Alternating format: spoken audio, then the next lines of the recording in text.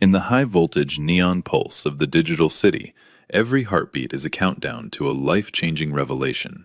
We bring you the electric reality of survival and the hidden stories that only emerge when the sun goes down. Subscribe today and keep your finger on the pulse of the night. My daughter coded twice on the operating table while her husband was at a steakhouse in Vegas celebrating with his girlfriend. I found out at midnight. By sunrise, I had taken everything he had. 48 hours later, he was in handcuffs. Please like and subscribe to Eclipse Vengeance and tell me in the comments which state you are watching from. I want to know how far a father's justice can travel. My name is Gerald Harmon. I am 67 years old. For 35 years, I built a regional logistics company from a single truck and a borrowed warehouse in Columbus, Ohio, into a network that moves freight across 14 states. I have negotiated contracts with men who had more lawyers than I had employees. I have survived recessions, a hostile takeover attempt, a flood that destroyed our main depot, and a divorce that nearly broke me in two. I thought I had been tested by everything life could throw at a man my age. I was not prepared for the phone call that came on a Tuesday night in November. I was in my study going over quarterly reports when my cell phone rang. The number on the screen was my daughter's home landline, which was strange because my daughter never called from the landline. She always called from her cell. I answered before the second ring. The voice on the other end was not my daughter. It was a woman who identified herself as a charge nurse at Riverside Methodist Hospital. She told me my daughter had been brought in by ambulance 40 minutes ago. She told me my daughter had collapsed at home and that her heart had stopped twice before the paramedics stabilized her. She told me my daughter was in surgery. She told me she was asking me to come as soon as possible. I do not remember what I said. I remember hanging up the phone. I remember standing in the middle of my study for a moment that felt like it lasted an hour. Then something in me switched off the part that felt things and switched on the part that moves. I called my driver. I grabbed my coat. I was out the door in 4 minutes. During the drive to the hospital, I called my son-in-law, a man named Preston Webb, 9 times. Every call went to voicemail. His recorded voice was smooth and confident. The voice of a man who spent a great deal of time thinking about how he sounded to other people. He told me to leave a message and he would return my call at his earliest convenience. At his earliest convenience, my daughter's heart had stopped twice, and her husband could not be bothered to pick up his phone. I arrived at Riverside Methodist at 11:40 in the evening. I walked to the surgical floor and found a waiting area with plastic chairs and fluorescent lights, and a television mounted high on the wall, playing a cable news program with the sound turned off. I spoke to the nurse at the desk. She looked at me with the careful, practiced expression that hospital staff use when they do not want to tell you how bad it is before the doctor can. The surgeon came out at 12:30 in the morning. He was a tall man with exhausted eyes and a last name I cannot spell. He sat across from me and he explained that my daughter had experienced a severe cardiac event caused by an undetected condition that had been developing silently for years. He explained that they had performed emergency surgery and that she was stable for the moment, but that the next 72 hours were critical. He explained that she would need to remain in the intensive care unit and that another procedure might be necessary depending on how she responded overnight. I listened to everything he said. I asked the questions I needed to ask. Then I asked the question I had been holding back. "Where is her husband?" I said. "Has he been notified?" The surgeon looked at the nurse who had walked over to join us. The nurse looked at her tablet. "We have been calling the emergency contact number on file," the nurse said. "The number goes to voicemail each time. We left 3 messages." I nodded. "He is not here," I said. It was not a question. "No, sir," she said. "He has not been in contact with us." I thanked them both. I walked down the hallway to the men's room. I stood at the sink and ran cold water over my wrists the way my own father had taught me to do when I was a boy, and the world was pushing too hard against me. Then I dried my hands, straightened my jacket, and walked back to the waiting area. I called Preston again. Voicemail again. I opened the location app on my phone. When my daughter and her husband had gotten married 3 years ago, the 4 of us had set up a shared family location feature so we could all see each other in an emergency. It was my daughter's idea. She was thoughtful that way, always thinking about connection, about safety, about making sure the people she loved could find each other when it mattered. I looked at the map. Preston was not home. Preston was not at a hospital. Preston was not anywhere in Columbus. The blue dot that represented my son-in-law was sitting still inside a location called the Golden Rack Steakhouse and Lounge in Las Vegas, Nevada. Las Vegas. I stood there in the waiting room of the hospital where my daughter was fighting for her life, and I looked at that blue dot and I felt something happen inside my chest that had nothing to do with grief and everything to do with clarity. The kind of clarity that comes when the fog of shock burns away, and what is left underneath is cold, clean, and absolutely certain. I called my assistant, a woman named Dorinda, who has worked with me for 22 years and who I trust more than almost any person alive. I called her at 12:55 in the morning. She answered on the second ring. She did not ask why I was calling at that hour. She just said, "Tell me what you need." I told her my daughter was in the ICU. I told her Preston was in Las Vegas. I told her I needed to know everything about what Preston Webb had been doing for the past 72 hours. I told her I needed it by morning. Then I sat down in one of the plastic chairs and I waited. The waiting was the hardest part, not because I was afraid, though I was afraid, in the way that a man is afraid when the thing he loves most in the world is behind a set of double doors he cannot pass through. The waiting was hard because my mind would not stop working. It kept pulling at threads. It kept asking questions I did not yet have answers to. Preston Webb had come into my daughter's life 4 years ago. He was a financial advisor with a regional firm. He was well-dressed and articulate, and he had a way of making whoever he was talking to feel like the most important person in the room. My daughter had brought him to Sunday dinner 6 months after they started dating. He had shaken my hand firmly and looked me in the eye and told me he admired what I had built with my company. He had asked intelligent questions about logistics and freight markets. He had helped clear the table without being asked. I had liked him. That was the thing I kept coming back to in that waiting room. I had liked him. My daughter had told me once that what she loved most about Preston was that he made her feel safe. She had said it quietly, almost to herself, looking out the window of my kitchen on a Sunday afternoon. She had been through a difficult period in her late 20s, some hard years I will not go into here, and when she said that word, safe, I had felt a relief so profound it was almost physical. I had thought, this man is good for her. I had thought, she chose well. I was sitting with that memory when Dorinda called me at 4:47 in the morning. "Gerald," she said. Her voice had an edge I had only heard a few times in 22 years. "I need you to listen carefully because some of this is going to be hard to hear." I told her I was listening. Preston had flown to Las Vegas 2 days ago on a Tuesday morning flight. He had not told my daughter he was going. As far as my daughter knew, he was on a 2-day business trip to Cincinnati to meet with a client portfolio group. He had told her this on Monday evening. He had kissed her goodbye on Tuesday morning. He had not gone to Cincinnati. He had gone to Las Vegas with a woman named Courtney, who worked as a marketing coordinator at his firm, and who had been, according to 3 separate sources Dorinda had already contacted, romantically involved with Preston for at least 14 months. 14 months. My daughter's heart had given out in the kitchen of her own home while her husband was at a steakhouse in Las Vegas with his girlfriend of over a year. Dorinda was not finished. She had also pulled Preston's personal financial records, which she was able to access through channels I will not detail here.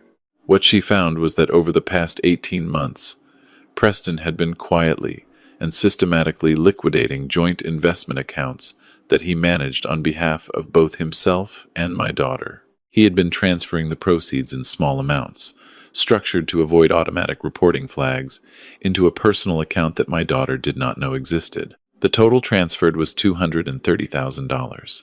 He was not just cheating. He was stealing from her. He was building an exit. Dorinda paused, then said the last part. "Gerald," she said, 6 weeks ago, Preston updated his life insurance beneficiary on the policy your daughter took out when they married. He removed himself as her beneficiary and added a trust. The trust's primary beneficiary is Courtney. I sat with that for a long moment. "Say that again," I said. She said it again. He had not updated his own policy. He had updated hers, the policy that paid out in the event of my daughter's death. He had redirected the benefit away from himself, which would have been suspicious if she died, and into a trust that flowed to his girlfriend, which was cleaner, which was harder to trace, which was the kind of thing a man does when he is not planning to be around to answer questions. My daughter had coded twice on that operating table. I stood up from the plastic chair. I walked to the window at the end of the hallway, and I looked out at the Columbus skyline beginning to lighten at the edges with early morning gray. My reflection looked back at me from the glass. 67 years old, gray at the temples, bifocals in my breast pocket. A man that Preston Webb had probably calculated was too old, too sentimental, and too slow to catch him. He had never done business with me. I called Dorinda back. "Find me a corporate attorney who handles fraud," I said. "Have them at my office by 8. Pull every financial document connected to Preston Webb that you can legally access and some that require creativity. Contact our forensic accountant and tell him I need him available all day. And Dorinda," I said, "find out who Preston Webb's firm reports to and whether they have a compliance officer." "I will have it all before 8, she said. "Good," I said. "One more thing. Book me the earliest flight to Las Vegas." She paused. "Gerald," she said gently, "your daughter." "I know," I said. "I will be back before she comes out of the ICU.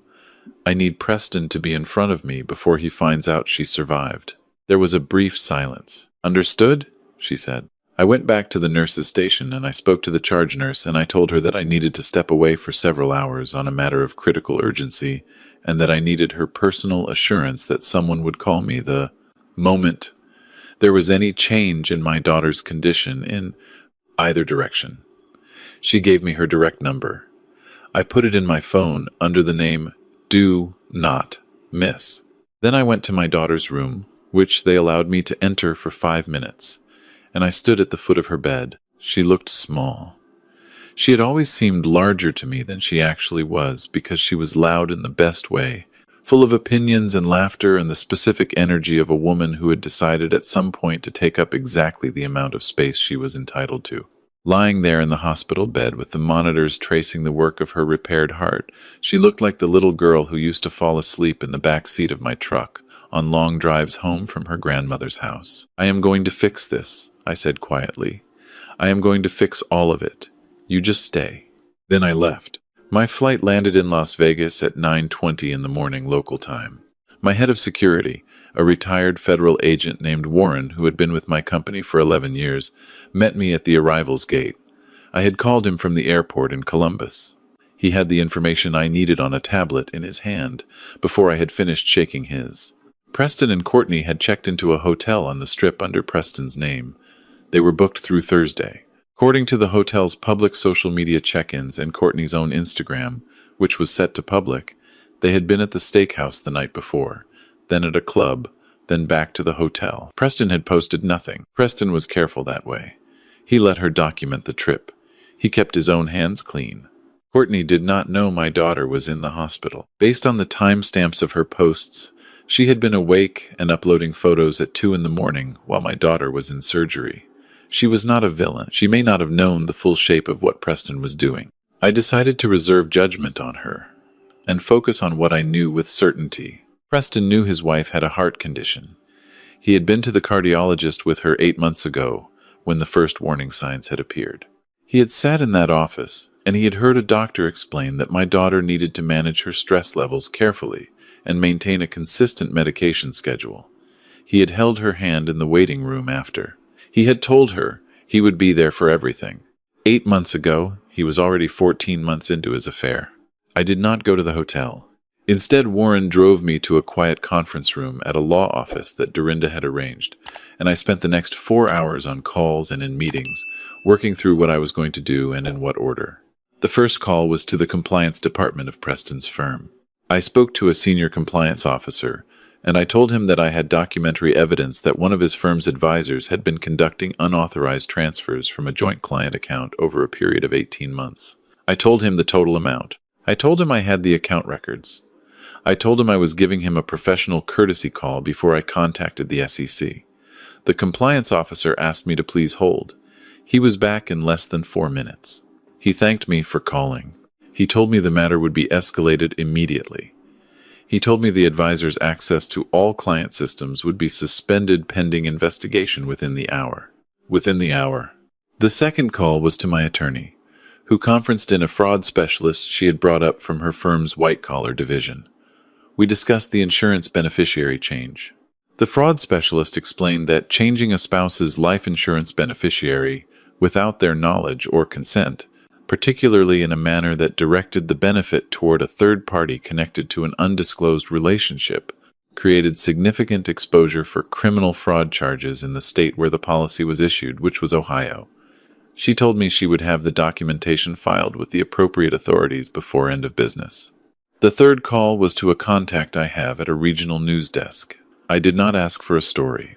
I simply made sure that the right person knew that a story might be developing and that they should watch the public court records over the next 48 hours.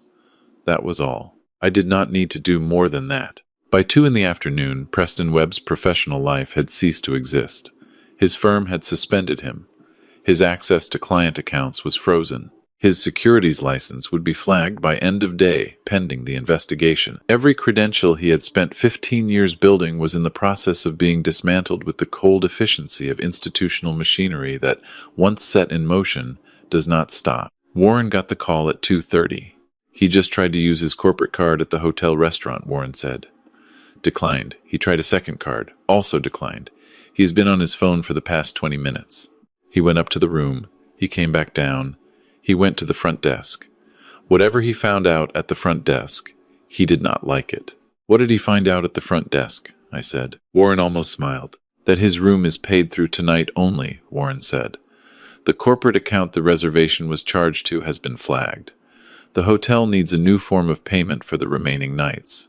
His firm's corporate card is no longer valid. I told Warren to get the car. We pulled up to the hotel entrance at 3:15 in the afternoon Las Vegas time. I walked through the lobby in the suit I had been wearing since the night before, past the slot machines and the cocktail waitresses and the tourists with their plastic cups, and I found Preston Webb sitting on a low leather sofa near the concierge desk with his phone pressed to his ear and an expression on his face that I recognized immediately. It was the expression of a man who has just discovered that the floor he was standing on was not solid ground. He looked up when I stopped in front of him. For a moment he said nothing. His mouth opened slightly. The phone lowered from his ear. "Gerald," he said. His voice was still smooth, but there was a crack in it, very fine, like a hairline fracture in something that had seemed strong. I sat down across from him. I did not raise my voice. I have never needed to raise my voice to make a point. "Your wife coded twice last night," I said. "She is in the ICU at Riverside Methodist. She has been there since before midnight." I watched the information register on his face.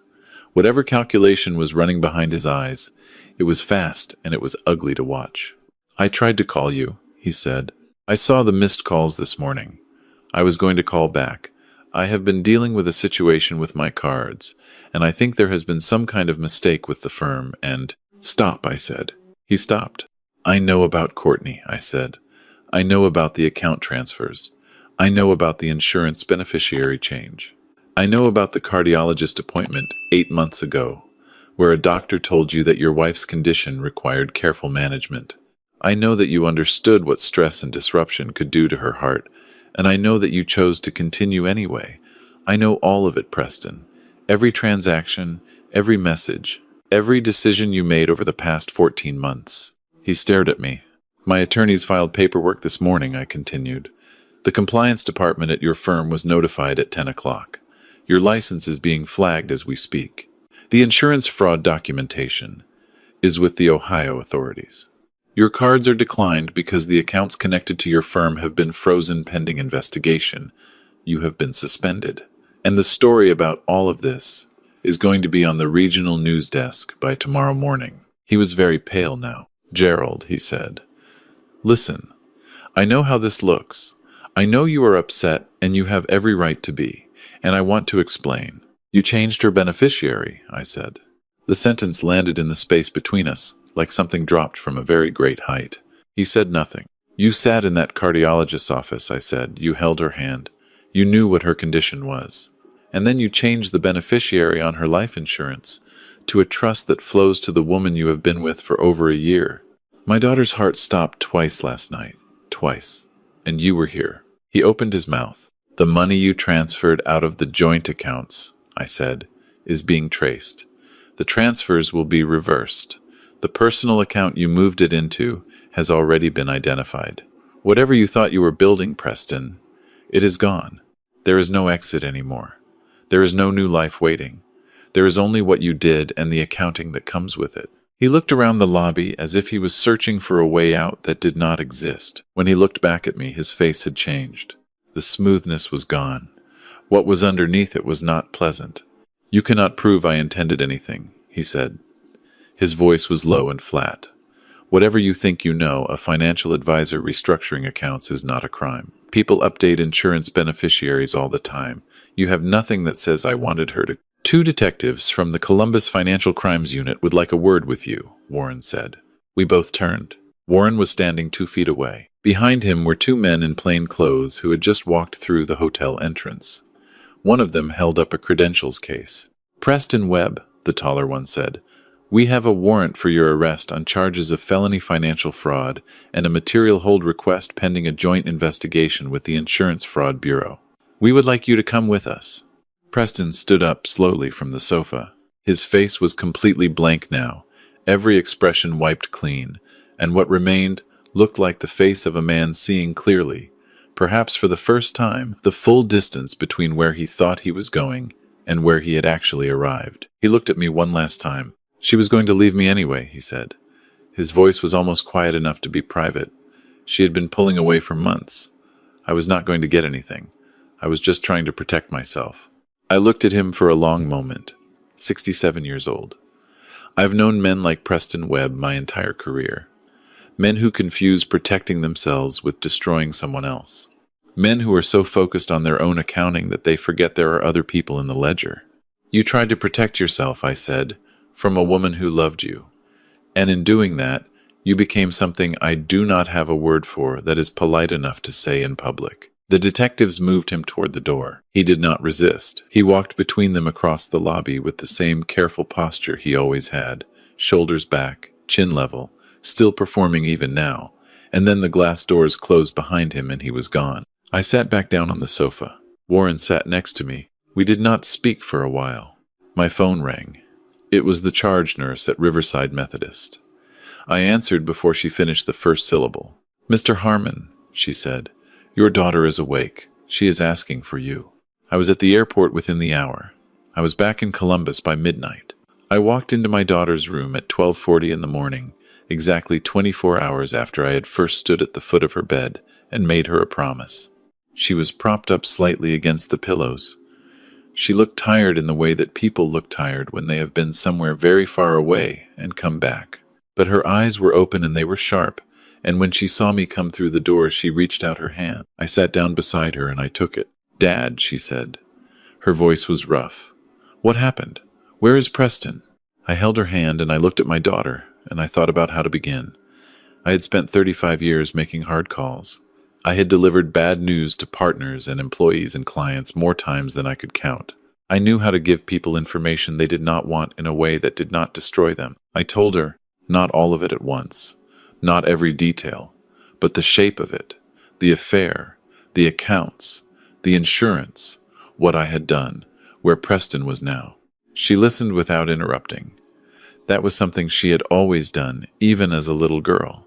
She listened to the whole thing before she responded. When I finished, she was quiet for a moment. She looked at the ceiling, then she looked at me. The beneficiary, she said. She had caught the detail that mattered. Yes, I said. She was quiet again. I want you to know something, she said finally. She turned her head to look at me directly. I knew something was wrong. I did not know what. But I knew. I felt it. About 6 months ago, I felt it. And I told myself I was imagining things. I told myself I was being anxious. I told myself he was under stress. I know, I said. She shook her head slowly. Not angry. Something more like the expression people have when they recognize a mistake they could not have prevented but still wish they had. Why didn't I trust myself? She said. Because he was good at making you feel like you couldn't, I said. That is not your failure, that is his. She looked at me for a long time. You flew to Las Vegas, she said. I did, I said. Of course you did, she said. And something happened then that I had not expected. She laughed.